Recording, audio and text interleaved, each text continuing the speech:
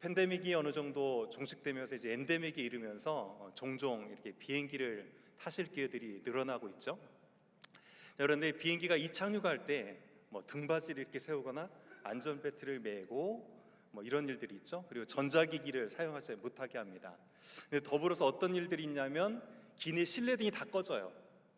그렇죠? 그리고 나서 옆에 있는 창문을 다 울리도록 합니다. 등받이를 세우고 벨트를 매는 건 제가 이해가 되는데 왜 유독 이착륙 때 실내등을 다 끄고 창문을 울리게 할까? 이해가 되세요? 이유가 있어요. 그래서 제가 좀 찾아봤습니다. 왜 그런가? 보통 이륙할 때 3분과 착륙할 때 8분, 도합해서 11분을 마의 11분, 크리티컬 11 minutes라고 해가지고 위기의 11분이라는 뜻을 가지고 있어요. 그때 사고가 가장 많이 난다는 거죠. 그런데 만약에 비행기가 불시착하게 되면 90초 안에 모든 일이 대부분 끝난답니다. 그래서 90초 안에 다 탈출해야 된다는 거예요. 근데 우리의 눈은 외부적인 환경의 빛에 적응하는 데 10초가 걸린대요. 자, 이제 조금 감이 잡히십니까? 실내등을 끄고 창문을 여는 이유는 그 10초를 벌기 위함이에요. 그래서 그 환경에 바로 적응해서 탈출하는데 혹시 있을 비행기 사고에 대비하기 위한 예방책으로 그렇게 한다는 것입니다. 그런데 잘 생각해 보면 우리도 세상의 어둠에 살다가 보면 그 어둠에 어느덧 적응돼 가지고 믿음으로 반응해서 바로 보아야 될 것들을 즉각 보지 못할 때가 참 많아요. 오늘 본문은 먹을 것에서 시작한 탐욕에 관한 얘기인데요. 탐욕이 무서운 이유는 무엇이냐면 그 탐욕에 빠지는 순간 우리가 영적으로 봐야 될 것들을 보지 못하는 이런 위험성이 있다는 것입니다. 자, 우리가 이렇게 탐욕에 빠지게 되면 보지 못하는 것들이 있는데 그것들은 무엇일까요? 자, 첫 번째로 탐욕에 눈멀면 현재의 은혜를 보지 못하게 돼요. 자, 오늘 본문 31절을 잠깐 보면 이렇게 되어 있습니다.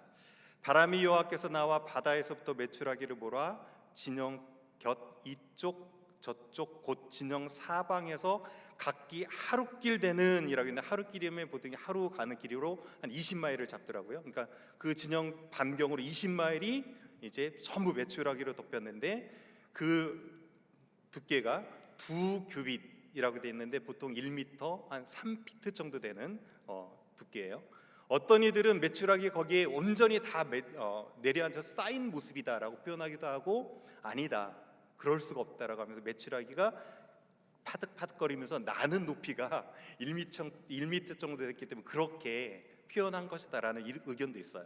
자, 그런데 계속 이어서 보면 백성이 일어나 그날 종일 종야와 그 이튿날 종일토록 메추라기를 모으니 적게 모은 자도 한 연을 호매를 모았다라고 되어 있는데 여기서 종일 종야하면 그날 전부 낮과 밤 그리고 그 이튿날 낮 종일이에요. 그러면 시간적으로 계산하면 어느 정도입니까? 36시간 내내 뭐 했다고 이들이? 메추라기를 모으고 있었다는 거예요.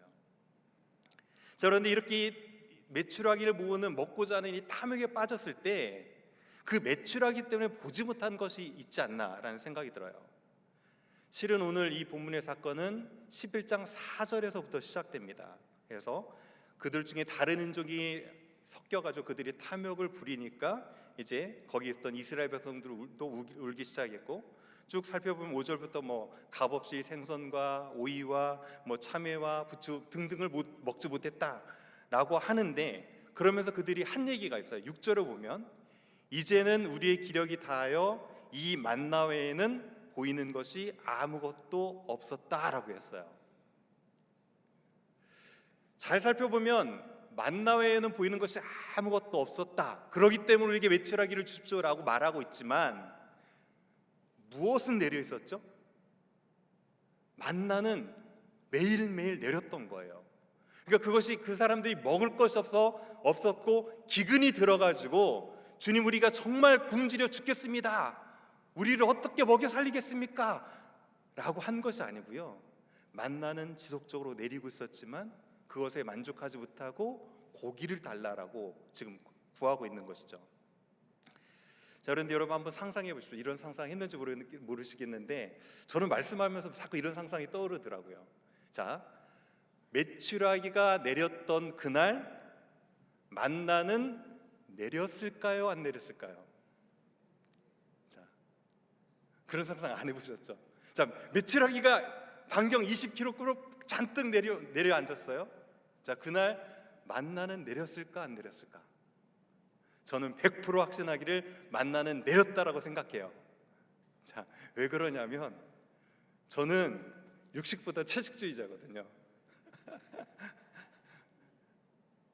저한테 만나 먹을래, 메추라기 먹을래? 라고 하면 물론 이제 만나는 안 받지만 저는 사실 예전에는 닭만 스쳐도 잘 안 먹었거든요.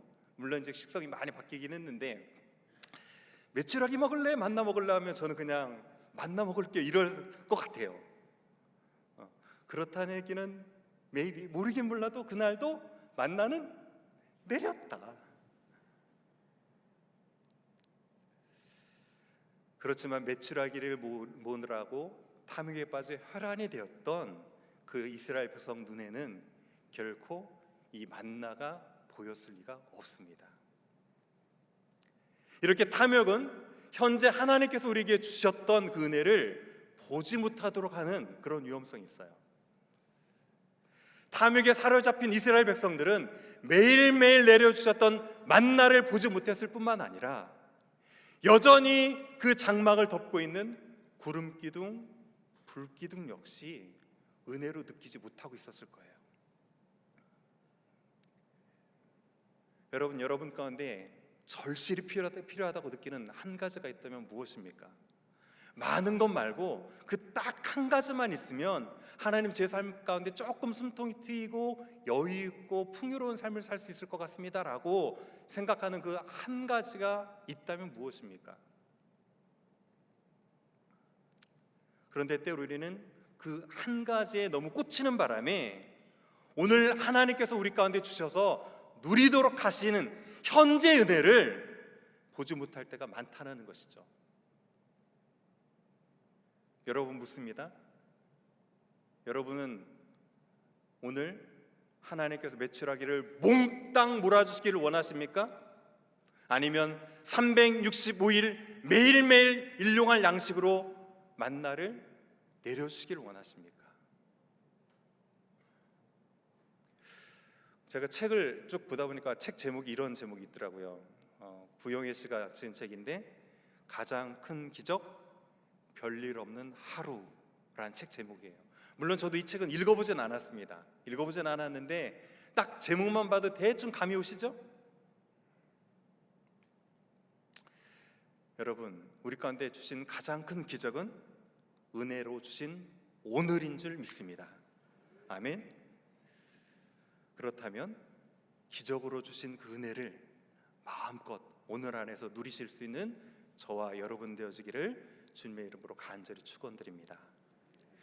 두 번째로 탐욕에 빠지면 보지 못하는 것이 있는데 그것은 미래에 대한 약속을 보지 못하게 돼요. 자, 오늘 읽었던 32절의 후반절을 보면 10호매를 모았고요, 그들이 한 행동을 이렇게 기록합니다. 그들이 자기들을 위하여서 진영 사면에 펴두었더라라고 되어 있어요. 자, 그런데 이걸 펴두었더라라는 의미를 살펴보면 펼치고 펼쳤다라는 의미가 있어요. 자, 상상이 되십니까? 펼치고 펼쳤다. 무슨 일을 하는 걸까요? 그리고 펼쳤다는 의미가 어떤 의미일까? 고기를 잡아서 죽여가지고 육포를 만들어가지고 다 널고 있는 모습일까요? 어떤 의미인지는 모르겠지만 여기에서 펼치고 펼쳤다는 것은 어떤 의미일까 생각해 보니까 내일을 위해서 고기를 저장하고 있는 모습을 이렇게 묘사하지 않았나라는 생각이 드는 겁니다. 세상적으로 보면 정말 지혜로운 행동이에요. 그렇죠? 노도 바람 불 때 저어야 되는 거고요, 메뚜기도 한철이거든요. 막 주셨을 때 어떻게 해야 돼요? 내일을 위해서 잘 저장해 둬야 되는 게 세상의 지혜예요. 그런데 이렇게 인간적인 계산과 생각으로 내일을 위한 탐욕에 빠져가지고 그것에만 몰두하면 보지 못하게 되는 것이 있다는 것이 문제인 것이죠. 자, 오늘 보면 18절을 잠깐 보면 메추라기를 몰아주신다고 약속하셨던 하나님의 말씀들이 기록되어 있는데 18절이 이렇게 되어 있죠. 백성들이 이르기를 너희의 몸을 거룩히 하여 내일 고기를 먹기를 기다리라 말씀하시면서 이제 그 고기들을 어떻게 주시겠다로 쭉 이어지냐면 19절 하루나 이틀이나 닷새나 열흘이나 20날만 먹을 뿐이 아니고 20절 한 달 동안 먹게 하시겠다라는 건데 이 한 달 동안 먹게 하시겠다는 말씀이 어떤 의미하면 하루도 빠지지 않고 매일 한 달을 꽉 채운 것을 의미합니다. 자, 그런데 이것 자체도 모세가 의심했죠. 하루 정도 먹이겠다는 것은 의심하지 않을 수 있는데 60만을 한 달 동안 먹이겠다라고 하시니까 모세가 어떻게 일이 있습니까? 라고 했을 때 어제 본문에 내 손이 그렇게 짧느냐라고 했던 부분 기억나십니까? 모세도 한 달 동안 고기를 먹을 수 있을 거라고 상상하지 못했을 뿐더러 이스라엘 백성들 또한 그 약속을 믿을 수도 없었고 상상할 수도 없었죠. 내려진 게 지금 뭡니까? 메추라기예요. 그렇다면 죽은 메추라기를 내려주지는 않았을 거고, 살았다면 메추라기의 특성은 무엇입니까? 날아가 버리면 끝이에요. 오늘 지금 이렇게 쌓여 있지만 내가 저것을 지금 저장하지 않으면 저 메추라기는 사라질 것이다. 그런데 한 달 동안 먹여주신다고? 나는 그거 모르겠고 일단 어떻게 하자? 저장하고 보자 라는 것이죠. 이렇게 내일을 향한 지나친 탐욕은 하나님을 신뢰하지 못하고 하나님께서 주신 미래에 대한 약속을 보지 못하는 데서 오는 것입니다. 무엇을 입을까? 무엇을 마실까? 무엇을 입을까? 염려하지 말라. 마태복음 6장 내일 일을 위하여 염려하지 말라. 내일 일은 내일이 염려할 것이요 한날의 괴로움은 그날로 족하니라. 그런데 왜 우리는 자꾸 내일에 대한 염려로 그 내일을 내가 한번 준비해 보겠다고 하면서, 물론 그것이 나쁜 것은 아니지만 하나님의 약속의 말씀마저 놓치냐는 거예요. 내일은 내가 책임지겠다고 하신 그 하나님의 약속의 말씀, 그 약속의 말씀을 붙드십시오. 오늘 민수기 11장 18절에서 너희 몸을 거룩히 하게 하여서 내일 고기를 먹기를 기다리라 말씀하셨던 것처럼 여호수아서 3장 5절을 보니까 여호수아가 이스라엘 백성들에게 이렇게 얘기합니다. 너희는 자신을 성결하게 하라. 여호와께서 내일 너희 가운데 기이한 일들을 행하시리라. 내일 너희 가운데 기이한 일을 행하시리라. 아멘이 없네요. 자, 다시 한번. 내일 너희 가운데 기이한 일을 행하시리라. 그렇습니다. 때로 오늘을 보면 그것이 내 삶 가운데 평안을 줄까? 오늘 나를 보면 절망할 수밖에 없는 상황이 있을지라도 내일을 열어가시는 그 하나님의 약속의 말씀을 붙들고 그 안에서 하나님을 신뢰함으로 믿음의 길을 걸어가실 수 있는 저와 여러분 되시기를 주님의 이름으로 간절히 축원드립니다. 자, 그런데 탐욕에 빠지게 되면 보지 못하는 가장 큰 것이 있어요. 여러분 생각에 이 세상에서 가장 큰 것이 무엇이라고 생각합니까? 여러분이 지금 이 순간 가장 큰 것으로 무엇을 떠올렸던지 간에 그것보다 큰 분이 계세요. 바로 그것을 만드신 만군의 여호와 하나님이신 거죠. 탐욕에 빠지면 가장 큰 문제는 무엇이냐면 그 크신 하나님마저도 보지 못하게 된다는 맹점이 있습니다. 오늘 본문 내용은 실은 음식에 대한 불만을 가졌던 이스라엘 백성들과 그 이스라엘 백성들을 지도해야 했던 지도자 모세의 불만에 대해서 하나님께서 해결점으로 그것들 가운데 풀어주셨던 해결점들이에요. 70인을 세워서 예언하게 하셔서 모세의 지도력 가운데 협력자를 붙여주셨고, 음식에 대한 불만 가운데 하나님께서 어떻게 하셨냐면 메추라기를 보내주시는 것이죠. 자, 그런데 이 본문 두 가지를 제가 딱 놓고 한번 비교해 볼 텐데, 민수기 11장 29절과 31절이에요. 잘 보시면 공통점이 있을 건데 한번 보십시오. 모세가 그에게 이르되 내가 나를 두고 시기하느냐, 여호와께서 그의 영을 그의 모든 백성에게 주사 다 선지자가 되게 하시기를 원하노라 라고 되어 있어요. 자, 그 영을 누가 주셨습니까? 하나님 여호와께서 주셨다라고 되어 있어요. 자, 그리고 민수기 31절 바람이 여호와께서 나와 바다에서부터 메추라기를 몰아 진영 끝 이쪽 저쪽 사방으로 각기 주셨다, 내리게 하셨다라고 되어 있어요. 자, 바람이 누구에게서부터 나왔다고 얘기하죠? 여호와께서. 근데 아시는 분들은 아시겠지만 이 영이라는 단어와 이 바람이라는 단어는 똑같은 한 단어, 루아흐라는 히브리어입니다. 오늘 이 본문은 루아흐, 하나님의 숨결을 얘기하고 곧 하나님의 신을 얘기함과 동시에 바람을 뜻합니다. 70인의 장로 가운데 성령의 바람을 허락하셨던 분도 하나님이시요, 메추라기를 바람으로 몰아주신 분도 하나님이시다라고 보여주는 거죠. 자, 그런데 이것을 대하는 모세와 이스라엘 백성들의 차이점이 있어요. 잘 보면 오늘 구체적으로 다루지는 않았지만 26절부터 30절까지 보면 70인 장로의 이름으로 기록된 사람 중에 그 진영에 머무느라고 장막에 모이지 않았던 두 사람, 엘닷과 메닷이란 두 사람이 등장합니다. 자, 이 리자 오지도 않고 진영에서 예언을 하는 거예요. 이를 지켜본 여호수아가 모세의 건의에 흠집이 날까봐 그들을 가두어서 그것을 하지 못하게 말리자라고 했습니다. 그러자마자 모세가 뭐라고 얘기하냐면 그럴 필요 없다, 나는 여기 있는 모든 사람마저도 선지자처럼 예언했으면 좋겠다라고 했는데, 모세가 이렇게 그 모든 것들을 허용하고 품을 수 있었던 유일한 이유가 있습니다. 무엇을 알았기 때문입니까? 그 영을 주시는 분이 누구시다? 내가 아니라 하나님이 주셨다는 것을 알았다는 거죠.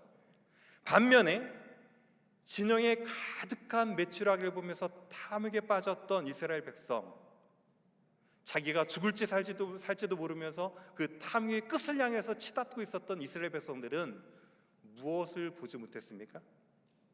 그 바람을 주신 분이 누구다? 하나님이시다라는 것을 보지 못했다는 것이죠. 이렇게 탐욕은 가장 큰 하나님마저 보지 못하게 하는 것이며, 그래서 그랬을까요?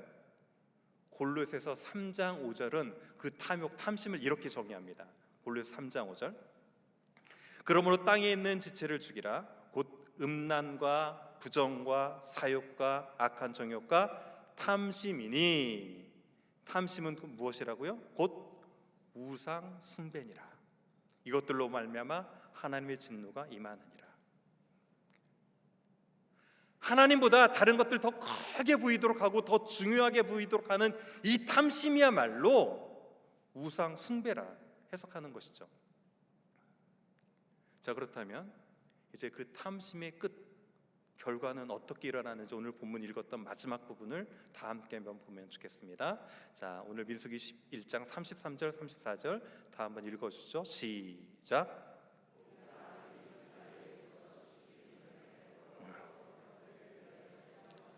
심히 큰 재앙으로 치셨으므로 곧 이름을 기브롯 핫다와라 불렀으니 욕심을 낸 백성을 거기 장사함이었더라. 자, 그곳 이름을 무엇이라고 했다고요? 기브롯 핫다와라고 했는데, 실은 기브롯 하면 케베르가 이제 무덤이란 뜻인데, 기브롯 하면 이게 복수형이에요. 그래서 무덤들이란 뜻이에요. 그러니까 죽은 사람이 한두 명은 아니었다, 복수로 여러 명이었다는 걸 알 수 있고, 그 다음에 핫다와라고 하면 이것은 정관사 하가 붙었어요. 그래서 정확한 뜻은 무엇이냐면 그 탐욕의 무덤들이란 뜻이에요. 자, 그런데 그 탐욕의 무덤들에 묻혔던 사람들을 오늘 본문은 욕심을 낸 사람이라고 단순하게 표현했지만, 이 기사를 시편 78편에 보면 시편 기자가 이렇게 노래했어요. 자, 시편 78편 27절을 보면 먼지처럼 많은 고기를 비같이 내리시고 나는 새를 바다의 모래같이 내리셨도다. 분명히 이 사건을 지금 뜻하죠. 자, 28절 29절을 생략하고 30절부터 보면 그러므로 그들이 그 탐욕을 버리지 아니하여 그들의 먹을 것이 아직 그들의 입에 있을 때 하나님이 그들에게 노염을 나타내사 그들 중에 강한 자를 죽이시고 이스라엘 청년들을 엎드러뜨리도록 하셨도다 라고 되어 있어요. 자, 그런데 개역 개정은 이렇게 번역했지만 이전 버전인 개역 한글은 이 31절을 뭐라고 번역했냐면 이렇게 번역했어요. 저희 중에 살찐 자를 죽이시고 라고 되어 있어요. 자, 이 살찐 자라는 히브리어는 마쉐만이라고 하고요. 실은 마쉐만이라고 하면 쉐멘 하면 이게 기름이거든요. 쉐멘, 겟쉐마네, 쉐멘 비슷하죠. 겟쉐마네 하면 기름 짜는 틀이라는 뜻을 가진 곳이에요.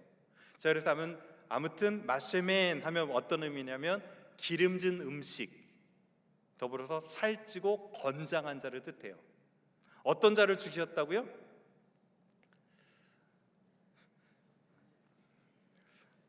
제가 실은 제일 위험한 것 같아요. 요즘에 조금 노력해가지고 했는데 다시 붙고 있거든요. 살찐 자를 죽이셨대요. 음식에 지나친 탐심에 빠져가지고 자기 몸을 살찐 자를 죽였다라고 되어 있고요. 오늘 여기 예삼 청년들 좀 와 있는 걸로 알고 있는데 예삼의 청년들을 죽였다고 되어 있는데 이 청년은 뜻하는 건 뭐냐면 혈기로 육체만을 생각하는 청년의 혈기를 뜻합니다. 이렇게 살펴보면 저를 포함해서 이곳 가운데 이곳에서 엎드러져서 저분을 못 나갈 사람이 꽤 될 것 같아요. 그런데 성경은 말하기를 그들만이 아니요 욕심이 잉태한즉 죄를 낳고 죄가 장성한즉 사망을 낳느니라. 모든 사람이 죄를 범하였음에 하나님의 영광에 이르지 못하더니 너희 모든 사람은 이 욕심으로 말미암은 죄가 있고 그 죄의 결과인 죽음으로 말미암아 하나님의 영광은 이르지 못할 것이다. 오늘 말씀은 우리 가운데 선포되어지고 있고, 그렇지만 그리스도 예수 안에 있는 속량으로 말미암아 하나님의 은혜로 말미암아 값없이 의로웠다함을 얻은 자가 되었느니라. 그렇다면 이 은혜를 입은 자라면 이제 어떤 삶을 살아야 될까요?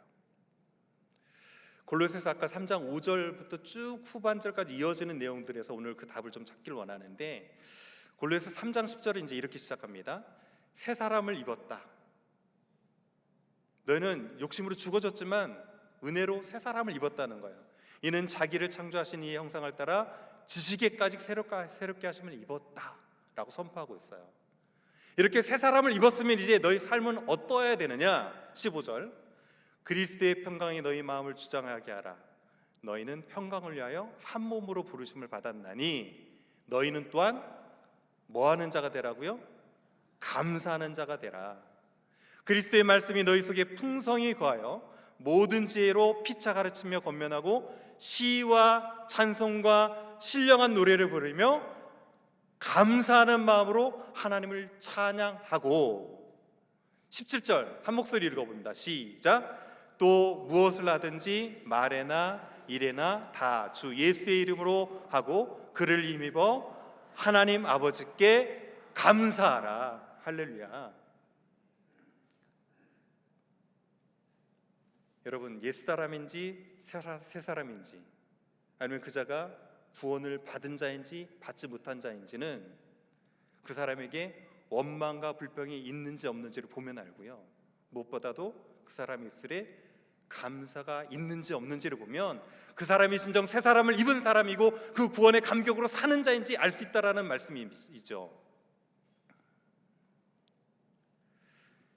미국을 대표하는 뉴스 앵커 중에 데보라 노빌이라는 분이 계시는데 그분이 쓴 책 제목이 이런 책 제목이 있어요. 감사의 힘 0.3초의 기적이라는 책이 있는데 그 책 내용을 제가 잠시 읽어드릴게요. 몇 년 전 개인적인 일 때문에 많이 힘들었던 때가 있었다.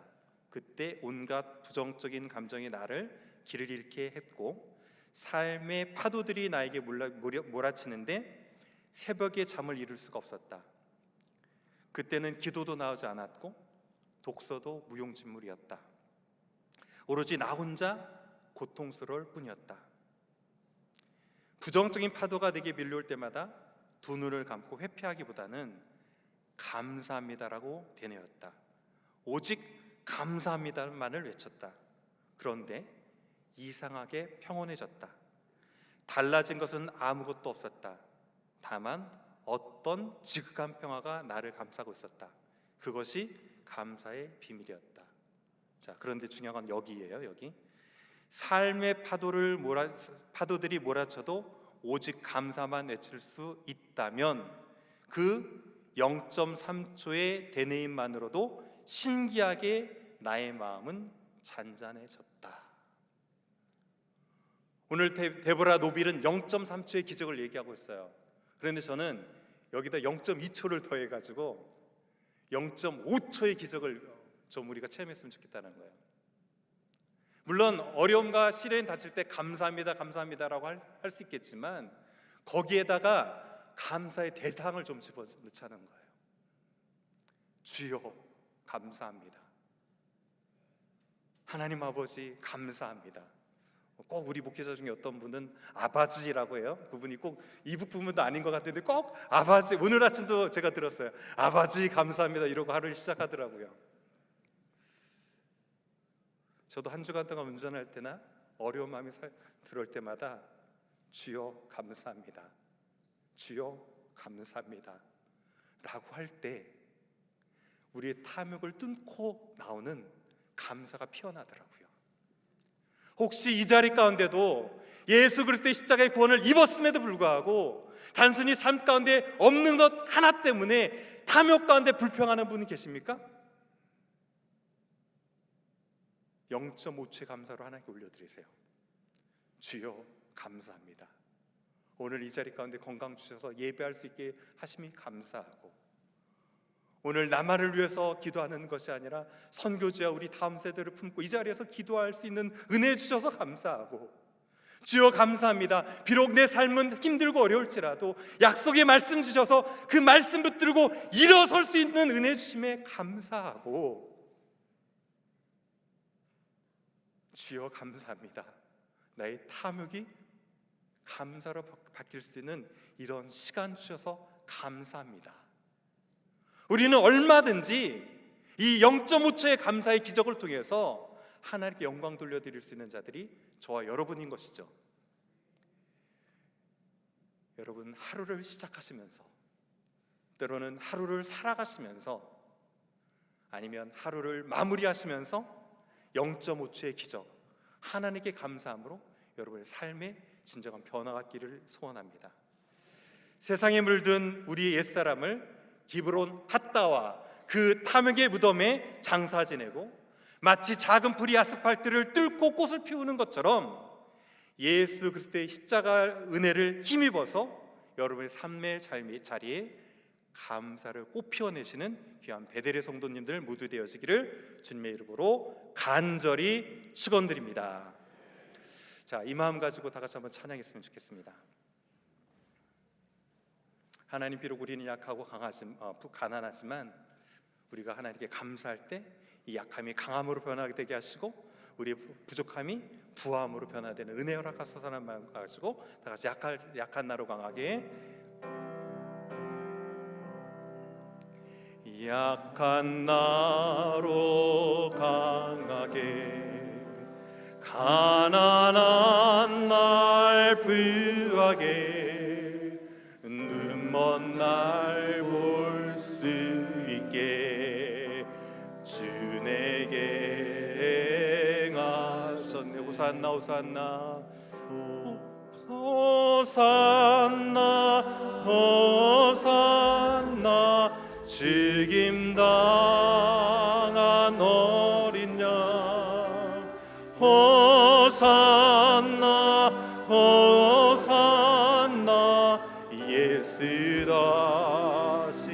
다시 한번 믿음을 가지고 1절 약한 나로